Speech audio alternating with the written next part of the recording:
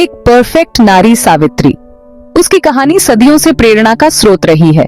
बहुत पुराने जमाने में एक राजा थे, अश्वपति। उनकी बेटी थी सावित्री। राजा अश्वपति अपनी बेटी से बहुत प्रेम करते थे और उसे हर प्रकार की शिक्षा दी। सावित्री ब्यूटी, गुण और दिमाग सब में बेस्ट थी। उसकी सुंदरता की चर्चा दूर दूर तक थी और उसकी बुद्धिमानी के किस्से हर जगह सुनाए जाते थे।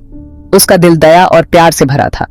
वह हमेशा दूसरों की मदद करने के लिए तैयार रहती थी और अपने राज्य के लोगों के लिए एक आदर्श थी। एक दिन सावित्री ने जंगल में सत्यवान को देखा। वह एक साधारण परंतु आकर्षक युवक था। सत्यवान एक राजा द्युमत्सेन के बेटे थे। सत्यवान की सादगी और विनम्रता ने सावित्री का दिल जीत लिया। द्युमत्सेन अंधे थे और उनका राजपाट भी चला गया था। सत्यवान अपने पिता की सेवा में लगे रहते थे और अपने परिवार का ख्याल रखते थे। सत्यवान अपने माता पिता के साथ जंगल में रहते थे। उनका जीवन कठिनाइयों से भरा था, परंतु वे हमेशा खुश रहते थे। सावित्री सत्यवान के रूप और गुणों पर फिदा हो गई। उसने महसूस किया कि सत्यवान ही वह व्यक्ति है जिसके साथ वह अपना जीवन बिताना चाहती है। उसने अपने मन में उन्हें अपना पति चुन लिया। सावित्री ने ठान लिया कि वह सत्यवान से ही विवाह करेगी, चाहे उसे कितनी भी कठिनाइयों का सामना क्यों न करना पड़े। सावित्री ने अपने निर्णय के लिए देवी देवताओं से आशीर्वाद मांगा और अपने माता पिता को अपने निर्णय के बारे में बताया।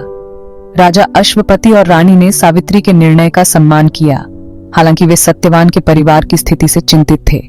सावित्री ने अपने माता पिता को विश्वास दिलाया कि वह सत्यवान के साथ हर परिस्थिति में खुश रहेगी और इस प्रकार सावित्री की यात्रा शुरू हुई, जो प्रेम, समर्पण और साहस की एक अद्वितीय कहानी बन गई।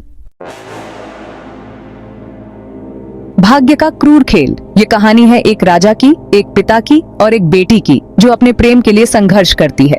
जब सावित्री ने अपने पिता को अपने प्यार के बारे में बताया तो वो बहुत चिंता में पड़ गए। राजा अश्वपति अपनी बेटी की खुशी के लिए चिंतित थे, लेकिन उन्हें सत्यवान के बारे में कुछ अनजाना डर सता रहा था। उन्होंने अपने मंत्री से सत्यवान के बारे में पता लगाया। मंत्री ने सत्यवान के बारे में गहन जानकारी इकट्ठा की और राजा को सूचित किया। मंत्री ने बताया कि सत्यवान बहुत नेक और योग्य है।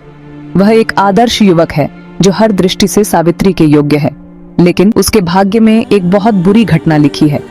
मंत्री ने राजा को बताया कि सत्यवान की कुंडली में एक भयानक भविष्यवाणी है। सत्यवान 1 साल के अंदर ही मर जाएगा। यह सुनकर राजा का दिल टूट गया। उन्होंने सोचा कि कैसे वह अपनी बेटी को इस दुखद भाग्य से बचा सकते हैं। यह सुनकर राजा अश्वपति बहुत दुखी हुए। उन्होंने अपने दिल की गहराइयों से महसूस किया कि यह निर्णय कितना कठिन होगा। उन्होंने सावित्री को सत्यवान से शादी न करने के लिए समझाया।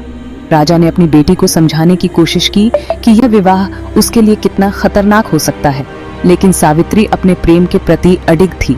उसने अपने पिता से कहा कि वह सत्यवान के साथ अपने जीवन को साझा करने के लिए तैयार है, चाहे उसका भाग्य कुछ भी हो। सावित्री के इस दृढ़ निश्चय ने राजा को और भी चिंतित कर दिया।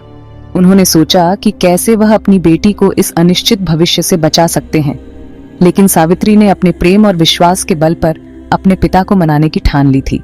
सावित्री ने भगवान से प्रार्थना की और अपने प्रेम के लिए आशीर्वाद मांगा। उसने ठान लिया था कि वह अपने प्रेम को हर हाल में निभाएगी, चाहे भाग्य का खेल कितना ही क्रूर क्यों न हो। अटूट प्रेम का बंधन। सावित्री अपने पिता की बात मानने को तैयार नहीं थी। उसने कहा, पिताजी, मैंने सत्यवान को अपना पति मान लिया है। मैं किसी और से शादी नहीं कर सकती। मैं भाग्य से नहीं डरती। सावित्री का पक्का इरादा देखकर राजा अश्वपति को झुकना पड़ा। उन्होंने सावित्री और सत्यवान की शादी करवा दी। यमराज से साक्षात्कार। यमराज, जो मृत्यु के देवता माने जाते हैं, उनके बारे में कई कहानियां प्रचलित हैं। शादी के बाद सावित्री सत्यवान के साथ जंगल में रहने लगी।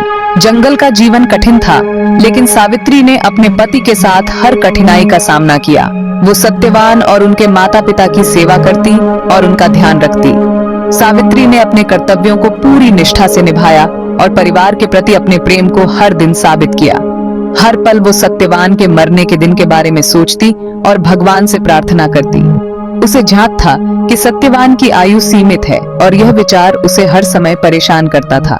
जैसे जैसे सत्यवान की मृत्यु का दिन नजदीक आया, सावित्री की चिंता बढ़ती गई। उसकी रातें बेचैन और दिन चिंताओं से भरे होते थे।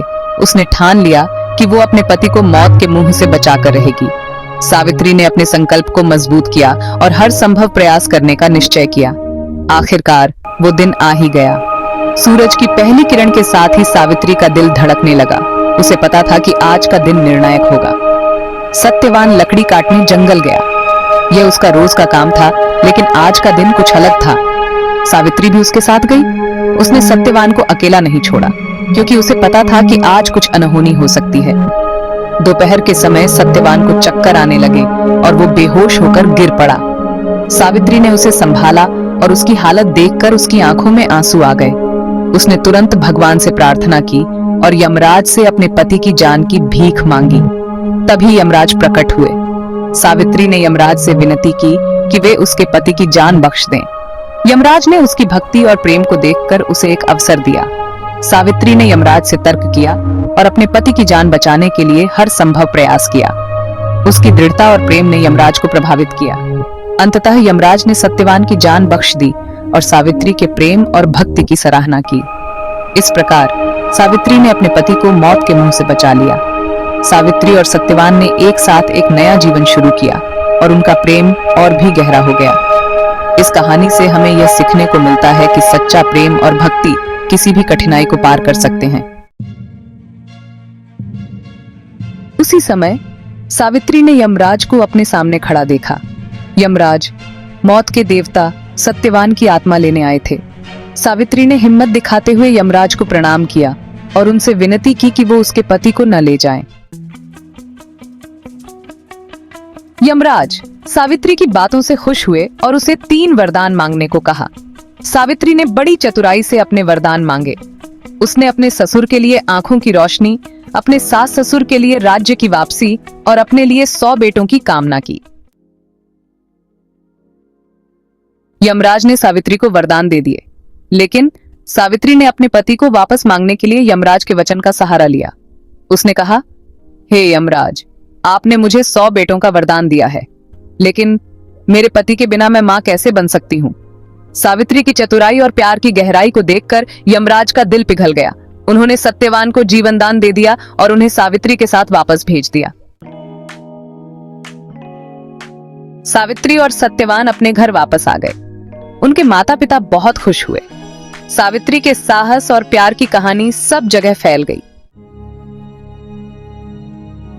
सावित्री और सत्यवान की कहानी हमें सच्चे प्यार, साहस और समर्पण का संदेश देती है। सावित्री जैसी पत्नी और सत्यवान जैसा पति मिलना बहुत मुश्किल है। उनकी कहानी आज भी हमें इंस्पायर करती है और बताती है कि सच्चा प्यार कभी नहीं हारता।